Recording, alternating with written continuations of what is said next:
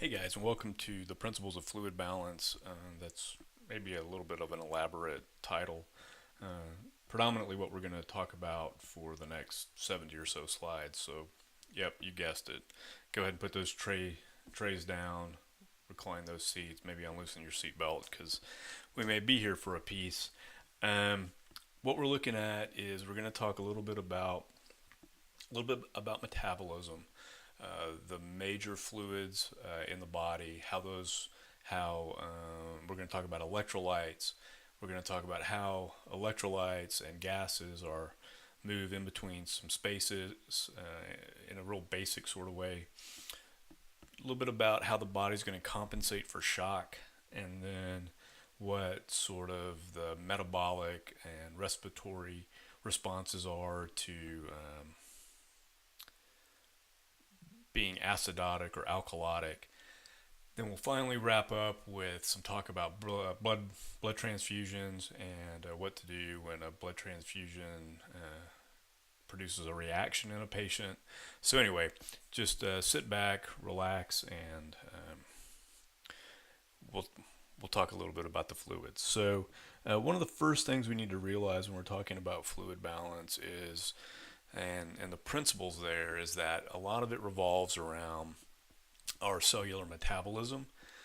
And so that metabolism is going to be the way in which the body is going to take oxygen and glucose in that aerobic environment and create ATP for energy. And the glucose O2 relationship in the production of ATP is highly efficient and effective, so that one molecule of glucose can create something along the lines of 38 molecules of ATP for energy, while a more anaerobic or the use of fatty acids, for instance, like ketone bodies or glucagon, only hits in the low 20s.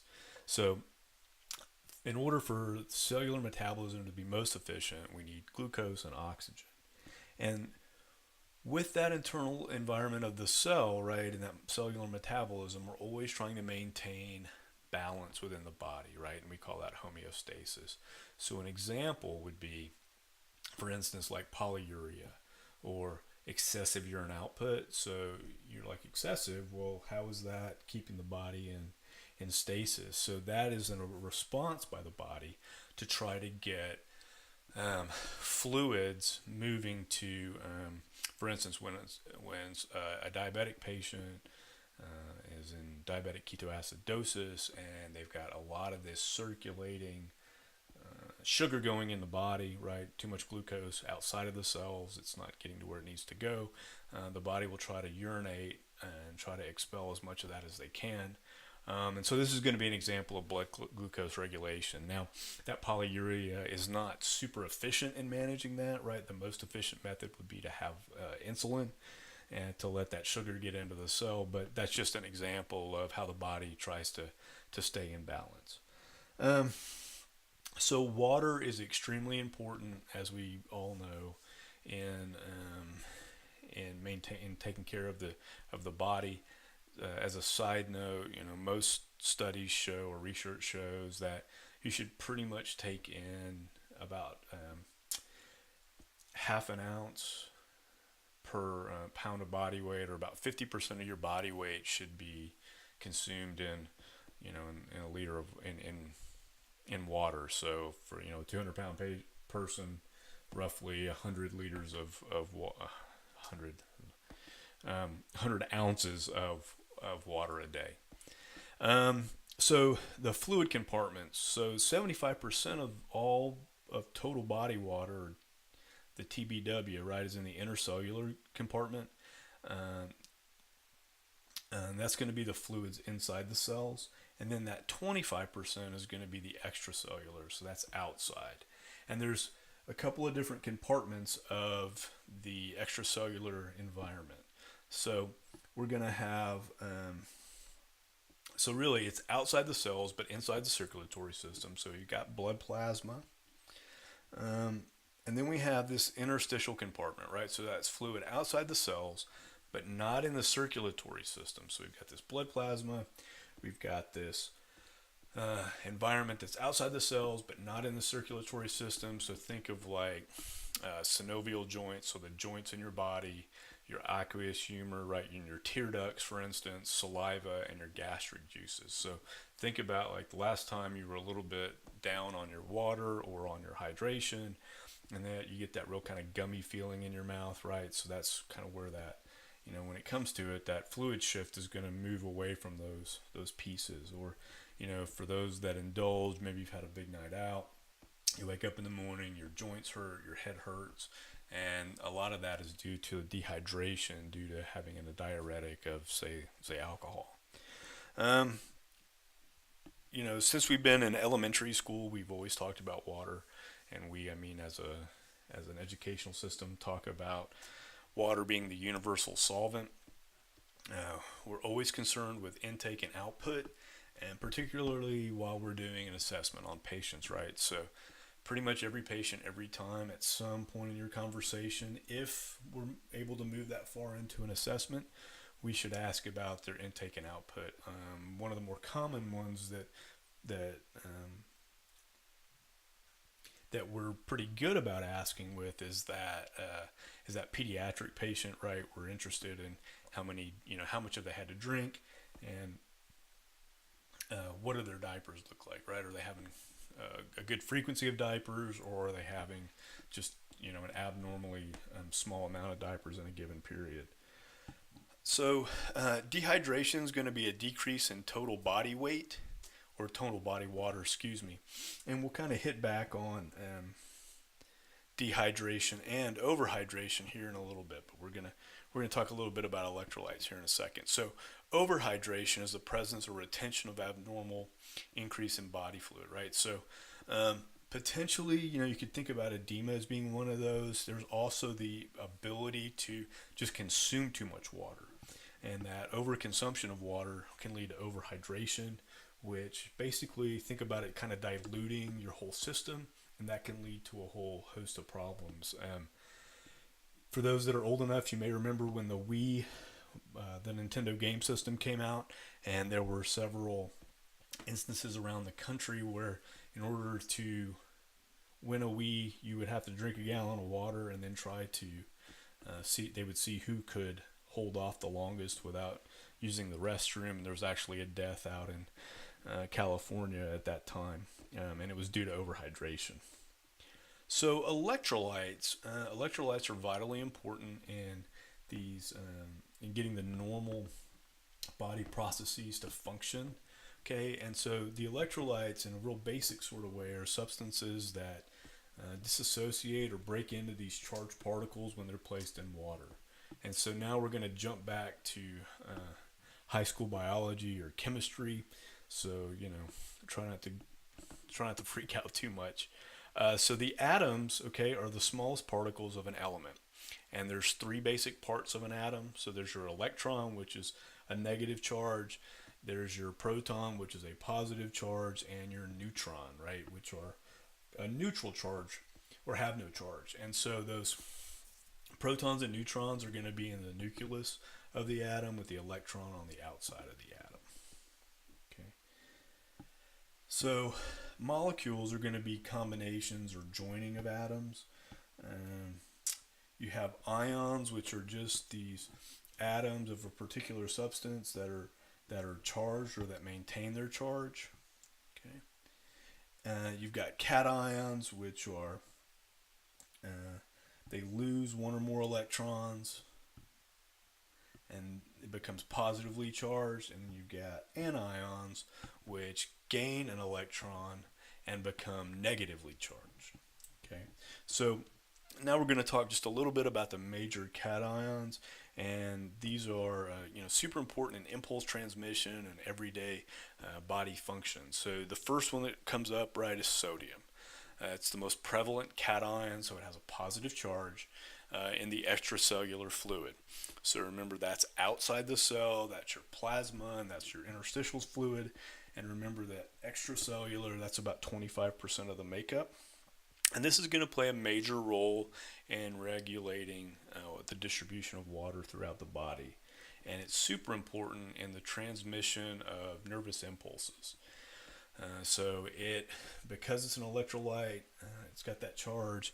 It's going to make sure that everything is moving back and forth as it should in terms of transmission. Two conditions that you can get: one is from over consumption or intake of sodium, and the other is from not enough. Is the hypo and hypernatremia. So hypo is not enough sodium, hyper is too much. Um, and so when we talk about these over or under intake of these cations, for instance, like sodium and potassium, we're not going to spend a super amount of time talking about the treatment on them, because a lot of times we have to treat the condition that they create. So, for instance, cardiac dysrhythmia. So we have to treat that before we. It's not like we're going to just throw the potassium to somebody or throw the sodium to somebody. So another major cation is that potassium. Okay, it's a K plus. It's that most prevalent cation in the intracellular fluid, and it's very important in electrical impulse transmission. If you have too little, you have hypokalemia, and if you have too much, you have hyperkalemia. For the medics in the group, on EKG, you'll see a very peaked sort of wave, T wave. T wave. See very peaked waves that lead to that hyperkalemia. Um, so calcium is another major cation. It plays a major role in muscular contraction, right, and nervous impulse transmission. Calcium is super important in the kind of that ratchet sort of movement of in that in the movement of muscle tissue. So you can have hypocalcemia and hypercalcemia, and then you've got magnesium, which is closely associated with phosphate in the renal function. You can have hypo or hyper magnesium. Okay, so we talked about the major anions or cations, and now we're going to talk about the major anions. So a lot of times these anions combine with cations to create some kind of common substances that we see. So the first one is chloride, right? It's in close relation with sodium, hence sodium chloride or salt. It's a major role in fluid balance and renal function. Bicarbonate, right? That HCO3, and that 3 really should be a little 3. It's the principal buffer of the body. It neutralizes those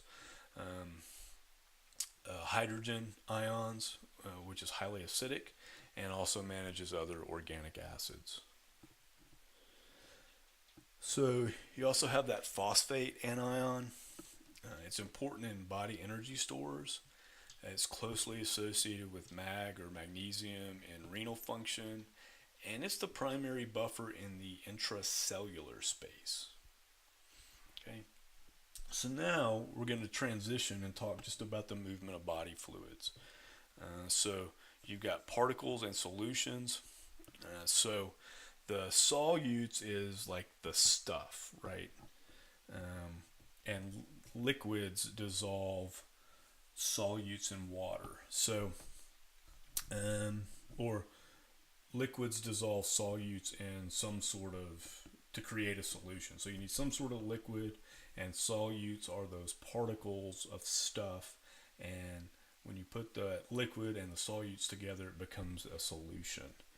So there's 3 basic types of solutions. The first one is going to be one that is isotonic, and these are very relative to what's on the other side of any particular membrane. So isotonic solutions if you were to have a membrane, they would be equal in concentration on both sides. And so this next slide this picture shows an example of it. So pretty much what you have on one side of that yellow ellipse, you have on the other in terms of total amount, right, or the concentration. So if it's, say for instance, 1 gram per liter on the outside, it's also 1 gram per liter on the inside in terms of concentration. Now there may not be a gram in both, but that's the overall concentration, or like 1 milligram per milliliter on one side and 1 milligram per milliliter on the inside of the cell. The second type, or another type, or this is the hypertonic solution. And again, it's relative, right? So it's an concentration of solution has increased solute concentration on one side versus the other. So if you look at the top right picture, the very small kind of grayish circles, there's more of those on the inside per volume than there are on the outside. And so we're always trying to find equilibrium. So free water is going to go from area, or we're going to try to go from areas higher concentration to lower concentration to create a homeostatic environment. But again, that's always relative to the membrane, all right, and what's on the other side of that membrane. And so if we have a hypertonic, which means on one side, so on one side of the membrane it's hypertonic, so which means on the other side, relatively speaking, is hypotonic. So for instance, in this diagram, right, you see that there are fewer of the little gray circles on the inside of the yellow ellipse than there are on the outside, okay, of the semipermeable membrane. However, if we go back a slide, and it may be easier to see, all right,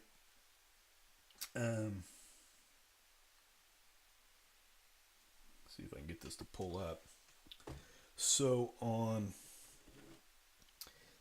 this side, it is hypo of the semi-permeable membrane, and on this side, it is hyper.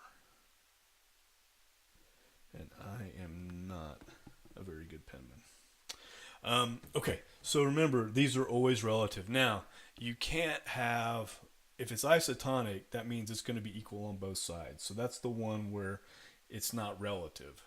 Hypo and hypertonic, they are relative. So now we're going to talk about the diffusion or the movement of gases, right, through solution.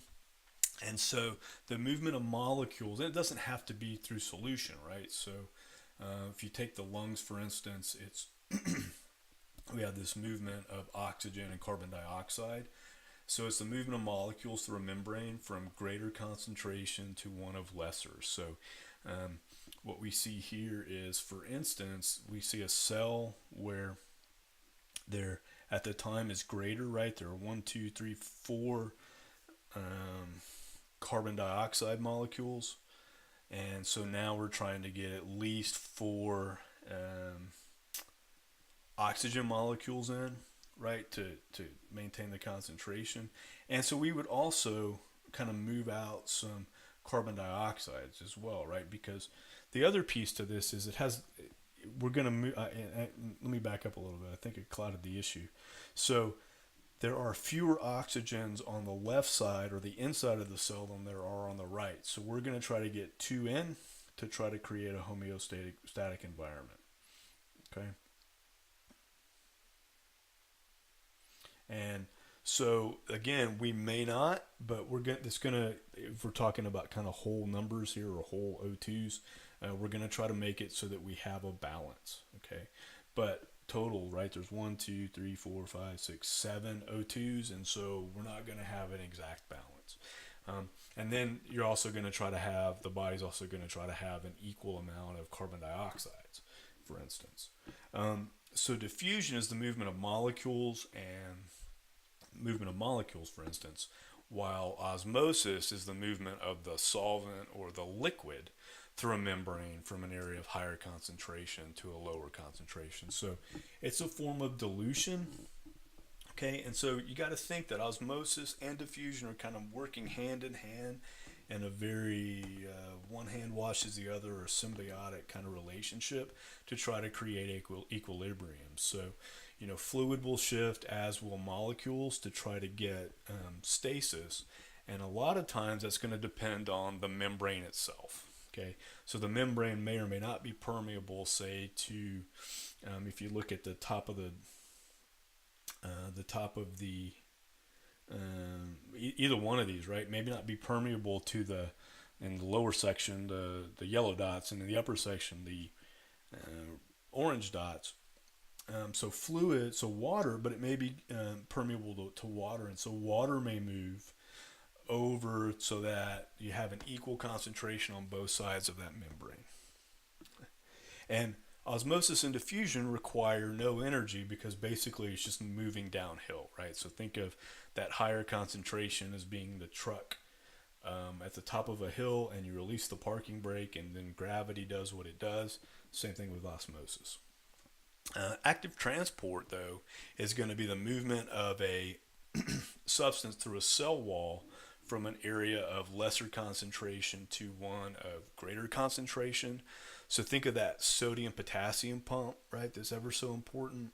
And remember that potassium is more prevalent in the intracellular, and sodium is more prevalent in the extracellular. Okay, so this requires energy because we're going against if you think about it, using that truck analogy, we're going against gravity. So we're going to actually have to push the lower amount up the hill, or we're going to have to move it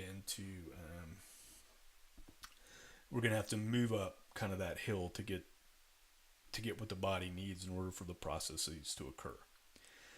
So facilitated diffusion is going to be the movement of a substance through a cell with the help of a protein or a carrier protein, right? So insulin is an example. Insulin is a hormone, and insulin basically allows for unlocks. Think of it as a key. The correct key going into the correct lock allows the unlocking of the door for glucose to go in. So now, when we talk about water movement between intracellular and extracellular compartments, right, there's a change in the concentration. When there's a change of that concentration of extracellular fluid, water will move from intracellular to the extracellular or vice versa until basically osmotic equilibrium is regained, right? And osmotic equilibrium also has to do with the particles that are on one side or the other of the system or of the membrane. Okay, so here we go. So when we talk about filtration, as we're going to talk about it now between intravascular and interstitial compartments, basically what we're talking about is what our blood pressure does in order to get fluids to and from. So hydrostatic pressure to and from the interstitial spaces. So for instance, think of that hydrostatic pressure as your blood pressure. Okay, because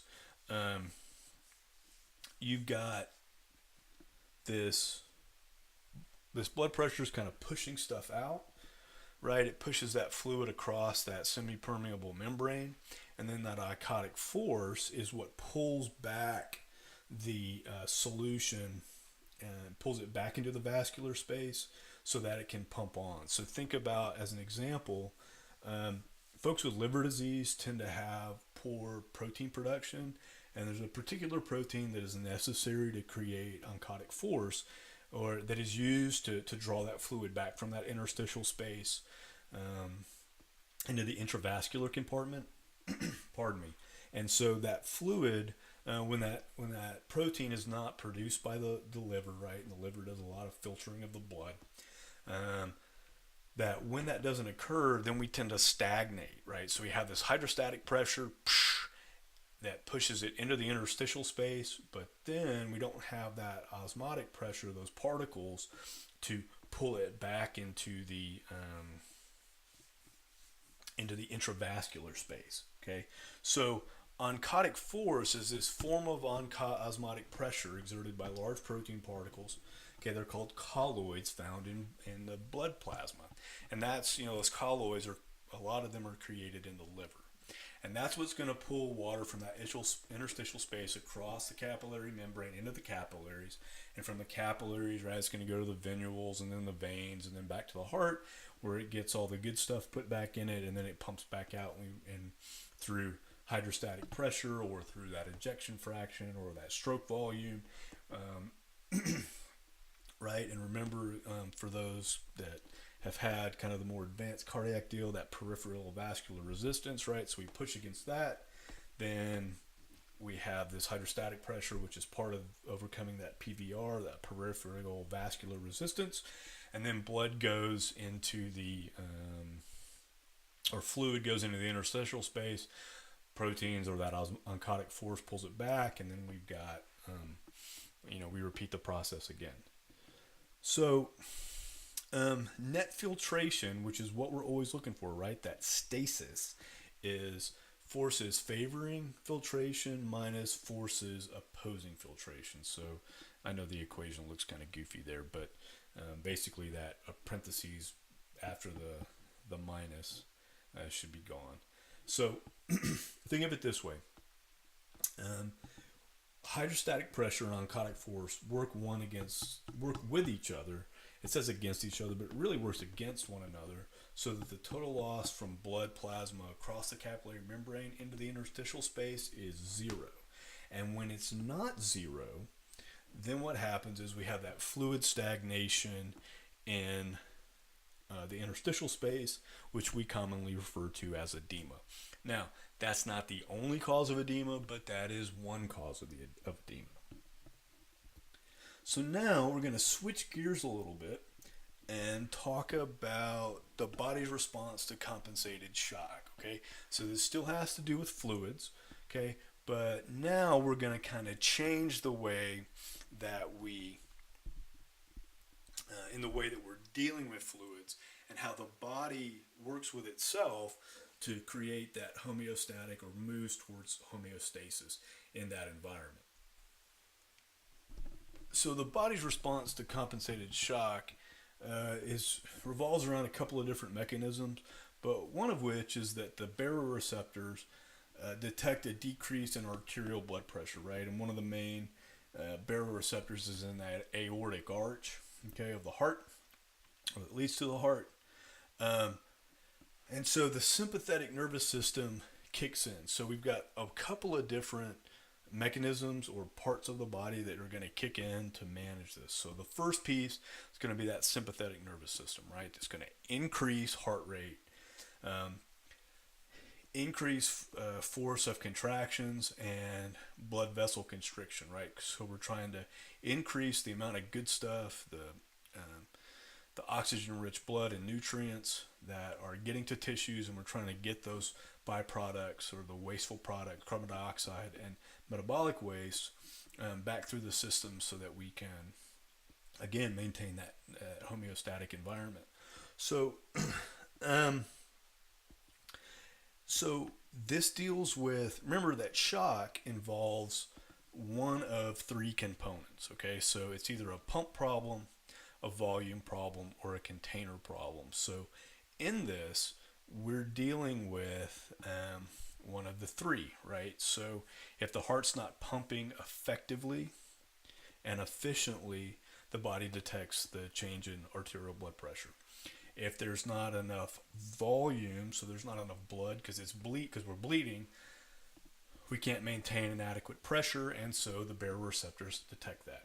And then if the containers dilate and become permeable, it's just the same as I previously was talking about, that notice there's not enough volume, we can't maintain the blood pressure, and so first off, sympathetic nervous system kicks in.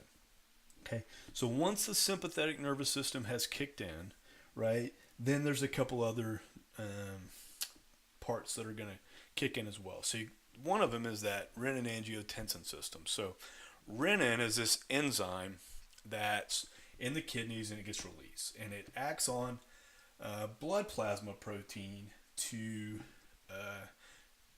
create angiotensin 1. Okay, so then angiotensin 1 is this enzyme, and there's going to be a little picture of this here in a few slides.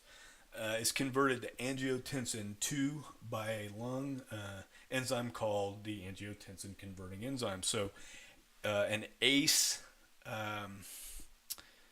so it's called ACE. Now, so some of you may be like, ACE, that sounds fairly familiar, right? So ACE inhibitors inhibit the angiotensin converting enzyme, right? So a lot of times ACE inhibitors are given to folks that are having blood pressure issues, and this is one of the ways in which they manage that blood pressure.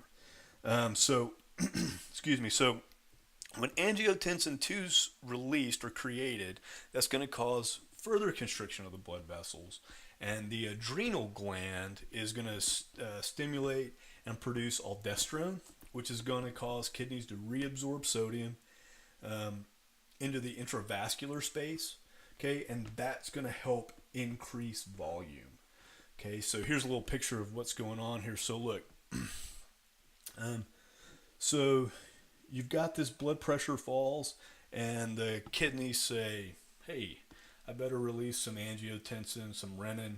So renin and angiotensin get together, and they create angiotensin one, and then the ACE or the angiotensin converting enzyme meets with that angiotensin one and creates angiotensin two, and then that angiotensin two helps that um, that increase of. We'll back up to one, right? So that angiotensin, so that angiotensin 2 helps to raise the blood pressure, right? We've got some salt from angiotensin 2 and aldosterone getting together, and then the blood pressure starts to rise again. Now, how much does it rise? Well, part of that depends on how much fluid is available to be reabsorbed, right, and to increase that intravascular volume. And so if somebody's bleeding out, and we're not stopping the bleeding for one, and then giving fluids for another, um, then this beautiful cascade of events can't really do much to support life. Okay. Another thing that happens when the body senses when these baroreceptors kick in, so you've got this whole angiotensin 1 and 2 thing that goes and makes aldosterone, which creates sodium to pull back into the intravascular space. But also the pituitary gland is going to release this antidiuretic hormone, right? So ADH. So you will see a decrease in urinary output, because the kidneys are like, well, I can't really afford to lose all this fluid, so we're gonna release all this. We're gonna reabsorb this water, and then we're gonna use this water as part of the supportive mechanism, right? So that's why it's rare that, if at all, that you ever see somebody that's having it's in trauma. That's like, oh, I really gotta pee. What are they instead? They're extremely thirsty, and it's because all that fluid is being moved away from any place that it can go to the intravascular spaces to help to create a supportive blood pressure or to compensate for that shock. Um, so we touched on this just a little bit before. Again, we're sliding back to the internal environment of the cell. I know this jumps around just a bit. But just remember that dehydration is the depletion of the body's total systemic fluid volume, and that it's usually seen in the generic and the very young. Okay, and so the geriatric and the very young. Some signs of dehydration, and so that's why sometimes too you'll see that the geriatric folks are on those ACE inhibitors, because they don't want that body kicking in, because they're already having kind of a hard enough time as it is. Some signs and symptoms of dehydration, right? And it depends on the severity of the dehydration. Decreased mental status or level of consciousness, postural hypotension, also referred to as orthostatics or orthostatic hypotension. So, one of the ways to test for that is to have somebody supine, take their blood pressure, elevate them up, into a Fowler's position. About 2 minutes later, take their blood pressure, have them sit up on the edge of the bed. Take 2 minutes later, take their blood pressure, and then have them stand up and take their blood pressure. Now, a lot of times with these folks, as soon as you sit them up, especially if it's rather quickly and they're dehydrated, that hypotension creates and they feel lightheaded and maybe even have to go back into a more supine or reclined position. These folks may have tachypnea and tachycardia, and dehydration has an overall effect on your performance. So as a side note, as first responders, right, Just a simple, 10%, 5 to 10% dehydration has a monumental effect on your ability to think clearly, right? And I know a lot of times we're pounding the diuretics, the coffees, the cokes, the stuff like that. But kind of keep that in mind because it can have an overall effect on your ability to think and make critical decisions. So there's tachycardia, poor skin turgor. So for an average or a normally hydrated individual, if you were to pinch the skin as in that picture and release, the skin should be nice and elastic and go back to its normal shape. But instead, as you see in this picture, it tense up, and that's a sign of some dehydration. Another example of kind of seeing where someone's hydration and electrolyte status is if you take your thumb and you push it on the medial aspect of the tibia and just push firmly, hold for about a second and release. If you have a pitting, so you might even is analogous to pitting edema, right? If it lasts for just more than a second or two and you see that indention, there's a good chance that you or your patient is dehydrated or is having is lacking some electrolytes. And then sunken fontanelles, that's going to be in the real little chunks, right? The babies, right, that haven't ossified or haven't had those fontanelles become nice and hard. And so you'll see those kind of make that kind of concave sort of shape. So that's, and of course dehydration in little kids is a big deal. So some causes for that, diarrhea, vomiting, and those are the huge ones for little kids, babies in particular. Some GI difficulties, hemorrhage, of course, is always going to be big, and then insufficient intake of fluids. For overhydration, signs and symptoms: shortness of breath, edema, moist crackles, and then an acute weight gain. And so you see in the picture there, that woman has like obvious marked pitting edema.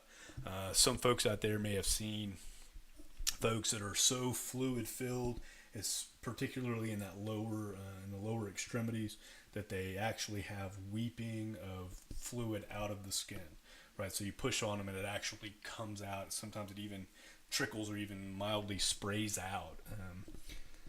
So some causes for this are: one, excessive intake; two would be kidney failure, and there's a host of other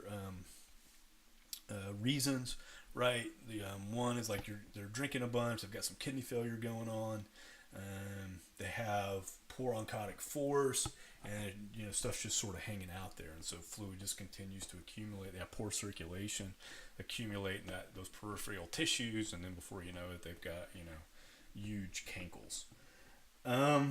So now we're switching back again as we start talking. We went from the cations and anions, and then we talked about the compensation for shock, right? That because of movement of fluids. We also talked about the types of solution, right? The isotonic, the hypotonic, and the hypertonic.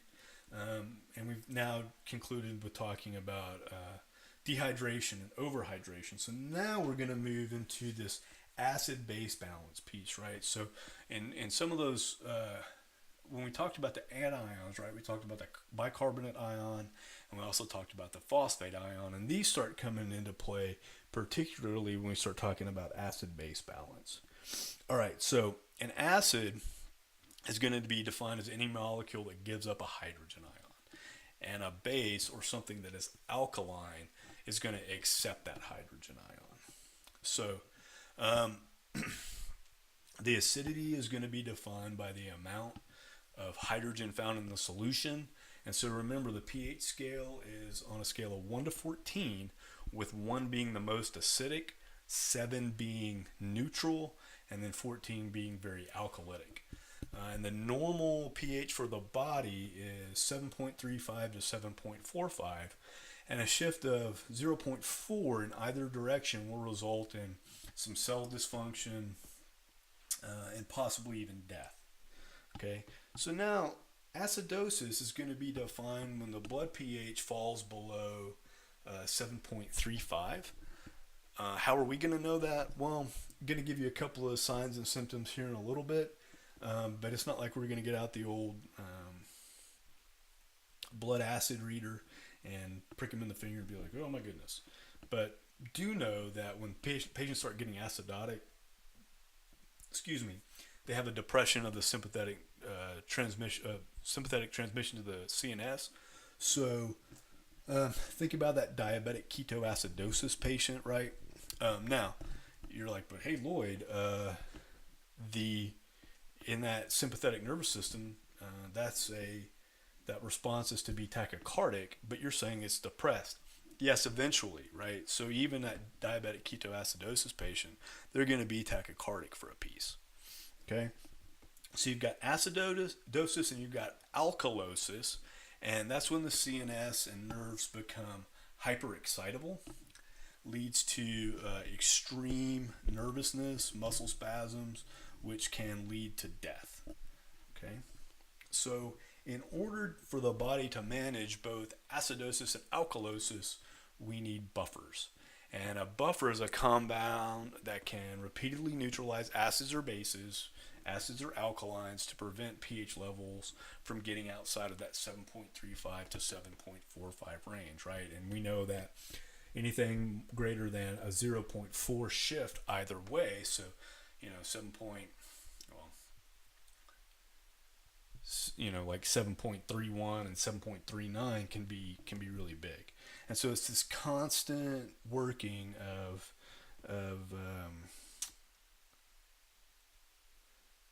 give and take to try to maintain that homeostatic environment. All right.